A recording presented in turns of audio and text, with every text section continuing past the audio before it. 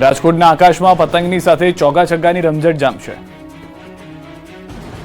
Bharat New Zealand વચ્ચે ચાલી રહેલી વન ડે સિરીઝની બીજી મેચ 14 જાન્યુઆરીએ રાજકોટના નિરંજન શાહ સ્ટેડિયમ પર રમાવાની છે, જેના માટે બંને ટીમ સોમવારે જ રાજકોટ આવી પહોંચી. મંગળવારે બપોરે ન્યૂઝીલેન્ડની ટીમ મેદાન પર નેટ પ્રેક્ટિસ માટે પહોંચી અને પરસેવો પાડ્યો. ટીમ ઇન્ડિયાના ખેલાડીઓ સાંજે નેટ પ્રેક્ટિસ કર્યા.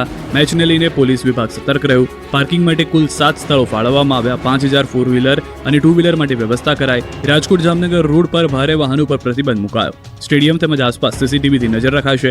ચોરીની ઘટનાઓ અટકાવવા 5 ટીમો બનાવાઈ. સુરક્ષા વ્યવસ્થામાં 700 થી વધુ પોલીસ કર્મીઓ તૈનાત રહેશે. 1200 થી વધુ પોલીસ કર્મીઓ બંદોબસ્તમાં જોડાશે. સુરતમાં 367 BRTS બસના પૈડા થંભી જશે. વાસી ઉત્તરાયણ પર પણ બસ સેવામાં 70% કાપ. 2 લાખથી વધુ મુસાફરો પ્રભાવિત થશે. સુરત શહેરમાં ઉત્તરાયણ પર્વને લઈને ભારે ઉત્સાહ જોવા મળી રહ્યો છે, પરંતુ આ ઉત્સાહ વચ્ચે મુસાફરો માટે ચિંતાજનક સમાચાર છે. સુરત મહાનગરપાલિકાએ સુરક્ષાના કારણોસર 14 જાન્યુઆરીએ શહેરની તમામ 367 BRTS બસોના પૈડા થંભાવી દેવાનો નિર્ણય લીધો છે. દર વર્ષની જેમ આ વર્ષે પણ પતંગ દોરીથી થતા અકસ્માતો અને જાનહાનિ નિવારવા માટે તંત્રે આકરા પગલાં લીધા છે. બીજી તરફ સિટી બસ સેવા પણ સંપૂર્ણ કાર્યરત રહેશે નહીં. ઉત્તરાયણના દિવસે સિટી બસ સેવા તેના નિર્ધારિત શેડ્યુલના માત્ર 30% ક્ષમતા સાથે જ દોડશે.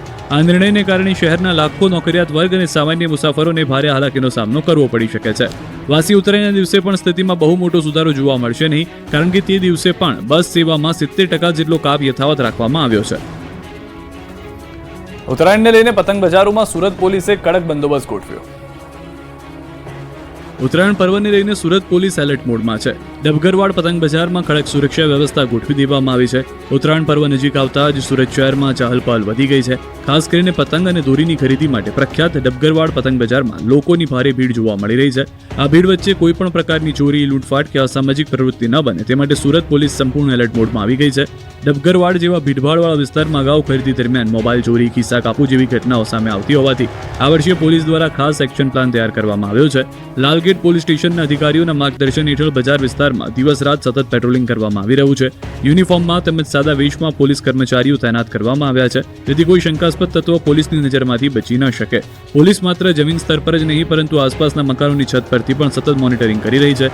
સીસીટીવી કેમેરા અને પોલીસ કર્મચારીઓની નજર દ્વારા બજારના દરેક ખૂણે નજર રાખવામાં આવી રહી છે.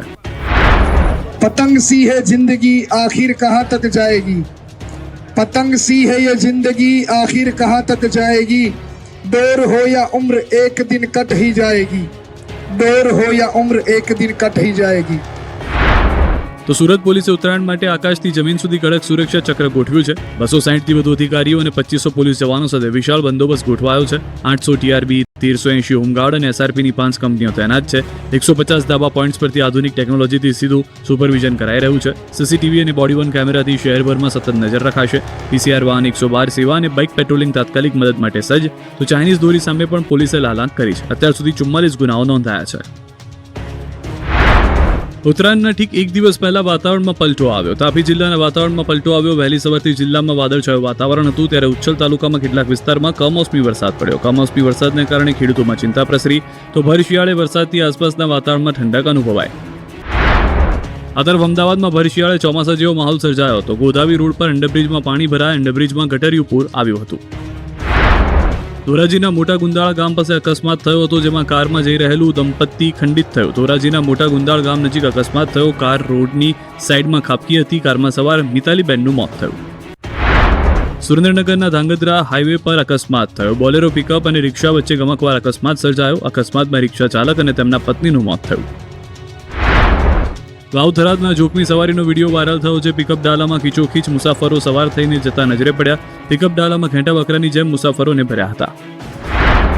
સુરતના મોટા વરાછા વિસ્તારમાં 2 દિવસ પહેલા મોટરસાઇકલ ફૂલ સ્પીડે ચલાવવા જેવી સામાન્ય બાબતે થયેલા ઝઘડામાં યુવકની હત્યા નિપજાવવામાં આવી હતી. હત્યા કેસમાં ઝડપાયેલા આરોપીઓને લઈને પોલીસ આજે રિકન્સ્ટ્રક્શન માટે ઘટના સ્થળે પહોંચતા લોકોના ટોળા એકઠા થયા હતા. લંગડાતા ચાલી રહેલા આરોપીઓની પોલીસે જાહેરમાં જ સરભરા કરી હતી. બંને આરોપીઓની જાહેરમાં સર્વિસ કરી હતી. આરોપીઓને કાયદાનો પાઠ પણ ભણાવવામાં આવ્યો હતો, જેથી આરોપીઓ હાથ જોડી માફી માંગતા જોવા મળ્યા.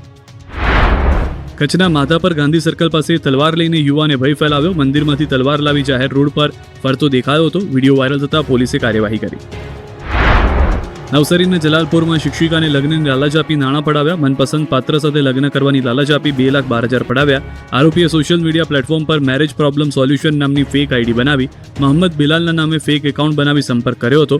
ધાર્મિક વિધિને દુઆ કરવાના નામે અલગ અલગ તબક્કે કુલ 2,12,000 રૂપિયા પડાવ્યા હતા. હિન્દુ યુવકે મુસ્લિમ નામ ધારણ કરી લગ્ન કરાવવાના બહાને નાણાં ખંખેર્યા. પોલીસે રાજસ્થાનથી 21 વર્ષીય આરોપીને દબોચ્યો.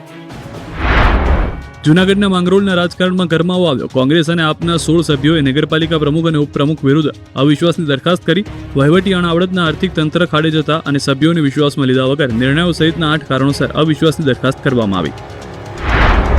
સુરતના ભેસ્તાન મર્ડર કેસમાં દાલ ચાવલ ગેંગ સામે મોટી કાર્યવાહી કરાઈ છે. દાલ ચાવલ ગેંગ સામે ગુજસી ટોક હેઠળ કાર્યવાહી કરી. ઊન ખાતે યુવક અને તેના મિત્ર પર જીવલેણ હુમલો કરવામાં આવ્યો હતો.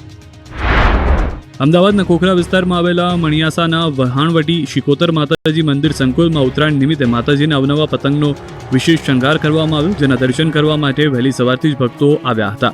મંદિરના મહંત દ્વારા પ્રસાદ વિતરણનું પણ આયોજન કરવામાં આવ્યું હતું. મકર સંક્રાંતિ પહેલા રાજકોટવાસીઓનો ઉત્સાહ આસમાને. પતંગ બજારમાં ખરીદી માટે થઈ પડાપડી. ઉત્તરાયણના પર્વને લઈને લોકોમાં અનેરા ઉત્સાહનો માહોલ છે. ત્યારે ઉત્તરાયણના એક દિવસ પહેલા રાજકોટ સહિત વિવિધ શહેરની પતંગ બજારમાં છેલ્લી ઘડીએ ખરીદી કરવા માટે ભીડ ઉમટી પડી હતી. રાજકોટ શહેરની સદર બજારમાં પતંગ ખરીદવા માટે લાવ થઈ હતી. આ વખતે ઓપરેશન સિંદૂરની થીમવાળી મોદીજીની પતંગ લોકોમાં આકર્ષણ જમાવી રહી છે. આ વર્ષે દોરા અને પતંગમાં 15% જેટલો ભાવ વધારો. ગયા વર્ષે જે પતંગનો પંજો 100 રૂપિયાનો મળતો હતો તે આ વર્ષે 130 થી 140 રૂપિયા સુધી મળી રહ્યો છે. તો દોરાના ભાવમાં નોંધપાત્ર વધારો થયો છે. આ વર્ષે 1000 વાર 200 રૂપિયાથી શરૂ થાય છે. જોકે પતંગ અને દોરામાં થયેલ ભાવ વધારાની અસર લોકોમાં નથી જોવા મળી રહી. વેપારીઓનું કહેવું છે કે લોકો પતંગ અને દોરા ખરીદતા સમયે માત્ર ક્વોલિટી જુએ છે, ભાવ નથી જોતા. તેથી મોટી સંખ્યામાં પહોંચી લોકો ખરીદી કરી રહ્યા છે. આ બાજુ જામનગરના પતંગ બજારમાં અવનવા પતંગોને દોરા તેમજ મનોરંજન માટેની વસ્તુઓ ખરીદવા માટે બજારમાં લોકોની ભીડ છે. આ વર્ષે 2026 આઈ લવ ઇન્ડિયા, મોદી હે તો મુમકિન હૈ, 56 કા સેના, પ્રિન્સ સહિતની પતંગમાં વેરાયટીઓ આવી છે. દોરીમાં પણ શિવમ, યોદ્ધા, આરડી, મોનોકાઇટ સહિતની વેરાયટીઓ જોવા મળી છે. આ ઉપરાંત વિવિધ માસ્ક અને સેફટી માટે અલગ અલગ વસ્તુઓ, ટોપી, પીપુડા પણ બજારમાં જોવા મળી રહ્યા છે. ઉત્તરાયણે હવે કોઈ તમારી પતંગ કાપી નહીં શકે. હવે આવી ગયા છે રિમોટથી ઉડતો પતંગ. 4 મિત્રોએ ભેજું લગાવી કલરફુલ પતંગ બનાવ્યો. હવે ઉત્તરાયણે તમે એકવાર પતંગ ચગાવો તો તમારા પતંગ કોઈ કાપી જ નહીં શકે. આ પતંગ પણ દોરી વગર જ ચગી જશે. જી હા, માનવામાં ન આવે તેવી અશક્ય વાતને શક્ય કરી બતાવી છે બારડોલીના યુવકે. સુરતના યુવા સંશોધક વિકી વખારિયા અને તેની ટીમે ઉત્તરાયણના તહેવારમાં પક્ષીઓ અને લોકોના જીવનો અંત લાવતી જીવલેણ દોરીની સમસ્યાનો અંત લાવવા એક ક્રાંતિકારી ઇનોવેશન કર્યું છે. યુવકે એક એવો પતંગ તૈયાર કર્યો છે કે જેને ઉડાવવા માટે ન તો દોરી કે ન તો પવનની જરૂર પડશે. દિવસે તો ઠીક, આ પતંગ રાત્રે પણ બટરફ્લાય બની આકાશને રંગોથી ભરી દેશે. આ પતંગ અકસ્માતો તો ઘટાડશે, સાથે સાથે પર્યાવરણનું રક્ષણ કરવાનું પણ માધ્યમ બનશે. વિકીની ટીમે આ સુરતની પતંગ ઇન્ડોનેશિયા, સિંગાપુર અને ચીન સહિતના આંતરરાષ્ટ્રીય કાઇટ ફેસ્ટિવલમાં ઉડાડી વિદેશમાં પણ આપણા દેશનો ડંકો વગાડ્યો છે. ચીનમાં તો તેણે સિલ્વર પ્રાઇઝ જીતી અને ઇન્ડોનેશિયામાં વડાપ્રધાન નરેન્દ્ર મોદી સાથે પતંગ ઉડાડીને ટેકનોલોજી વિશે ચર્ચા કરવાની તક મેળવી હતી. દોરીથી પક્ષીઓ ઘાયલ થયાનું જાણ થતાં જ દુઃખ થતાં રિમોટ કંટ્રોલ પતંગની સફર શરૂ થઈ. આજે જ્યારે આ પતંગ આકાશમાં ઉડે છે ત્યારે એ જોવા માટે લોકોના ટોળા ઉમટી પડે છે. 4 અલગ અલગ ડિઝાઇનમાં પતંગો બનાવવામાં આવ્યા છે. અત્યાર સુધીમાં કુલ આવી 15થી વધુ પતંગો બનાવી છે.